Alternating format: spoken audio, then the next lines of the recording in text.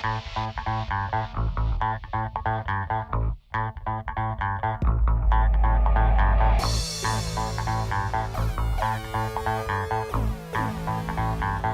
lady, who you are, I am Kevissimo. and how many years have you been going to Burning Man? This will be number 13. All right. 13 years. Lucky 13.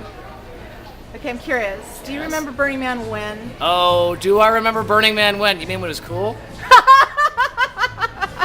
Back when you actually thought you could die at any given second? Yeah. My first year was 96, and I had no idea. I mean, I knew about the event, but, 96 was the last, really renegade year, and it's never been that since. It was a time when you thought you could really die at any given moment. Things were exploding around you, cars were driving past you at 90 miles an hour, and I thought, this is awesome. And so I dove in. I just broken up with my girlfriend. I thought I could die at any second. I thought, this is the event for me. I have been waiting for this my entire life. It changed my life. It really did. And it has changed and evolved ever since. So the only way to really survive with Burning Man is okay, what is it this year? What is it that I'm doing? What is it that I can make or create? And it always ends up being with interacting with my friends and new people and whatever you can pull off. So whatever Burning Man does, it's going to do. But every year I've had an amazing time. Like last year I was on the Neon Crew, and there were moments there where even with as much as it's grown and as much as it's changed, I'm standing there the night of the burn. We've just rebuilt the thing. The Neon's out on his leg, and I'm standing there with my team leader going, we've got to do something. It's we've rebuilt him. We can't have a burn night without the leg. So we go up, and the pyro guys are going you can't get anywhere near him. And we have to. It's come on. It's 10 minutes. It's one piece of neon out. We can do it. It's all right, you've got 10 minutes. So our friend Rue comes in on this crane like a cowboy. We go up on the lift, and Smoke Daddy, our leader, is going, you don't have to come up with me. If this goes bad, it's going to go really bad. I was someone has to hold the glass for you, dude. And so we get on the crane, we go up, and the whole thing is filled with explosives. Oh, gosh. And so there's a short, it's we're all dead. Oh, my God. And I'm looking, and all of a sudden I look out all around us, and there's 50,000 Wow. people. I'm standing here with two of my closest friends, holding this tube of glass that we could still die, and I'm going, I'm back at Burning Man 96. I could finally die at any given moment. This is perfect. And it was great. It was an amazing moment. And he relit up, and, so you always find it. It will always find you. If you're open for it, it'll always find you, no matter what Burning Man is. Or Okay. turns into.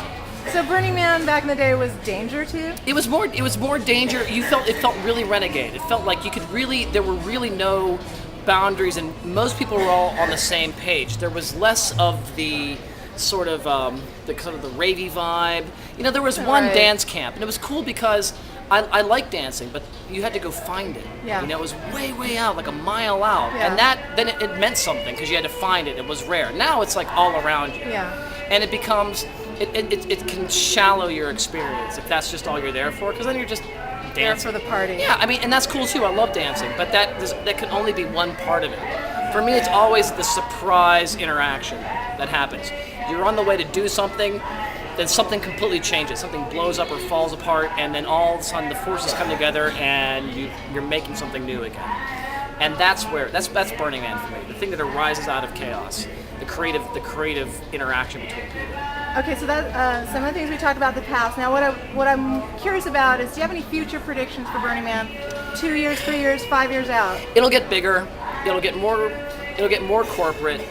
But for me, Burning Man is my friends, and having experience in a context that doesn't exist anywhere else. So no matter what Burning Man turns into, as long as it doesn't end up being sponsored by anybody, I will have a fantastic time at Burning Man, because Burning Man can do whatever Burning Man's going to do, because it's the old rules. You're in charge of your own experience. So I'm going to go and have my own experience, and I'm not going to care what Burning Man does, because my friends are there, I'm there, and we have stuff that we can do. And so no matter what it does, I'm going to have a great time, because that's my intention. So Burning Man can turn into whatever. I'm going to have a fantastic time no matter what. So. Okay, 2 more questions. Yes. Any advice to virgins? To virgins, again, it's the old thing. You are the entertainment. Be willing to work. Be willing to do something. Be willing to be open to new experiences. Be willing to not attach yourself to the way you think the night should go, because that's a great way to have a terrible time. I mean, the best times I've had are I overslept. one night, and my friends were all gone. And I'm like, I missed the train, the ruined night's gone, I'm never gonna find them. So I'm like, screw it. I'm just gonna go out, get on my bike, and I'm just gonna go. And then I end up running into someone else who then ran into somebody else, and then I found my other friends again. Look, just ride the wave. Be open to whatever comes your way.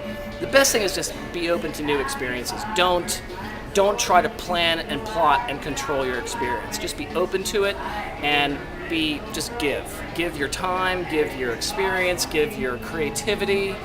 That's what Burning Man's about. It's being able to go and do something. Not just take something, but do something. You know, because the stuff that you get will come to you. Just go out there and give. That's my biggest advice. Okay, last question. Yes. Advice to jaded veterans. Find that spirit again, man. It's not about what Burning Man is turning into. It's still about you. If you're jaded, then that's you. Okay? Because it's now my 13th year. I was there, you know, yes, I know, and everything was blowing up, and it was like the old, you know. But I can still have a fantastic time because this is my event too, and I'm still me. So if it's becoming jaded for you, then you're focusing on the wrong thing.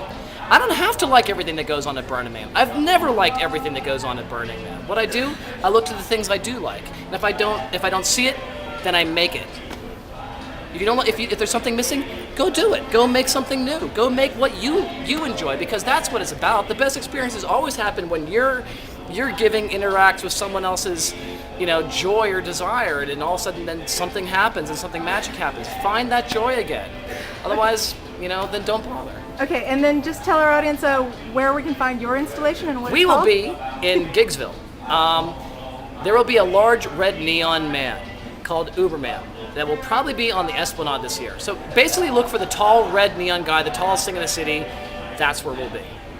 Awesome. Thank you very much. All right.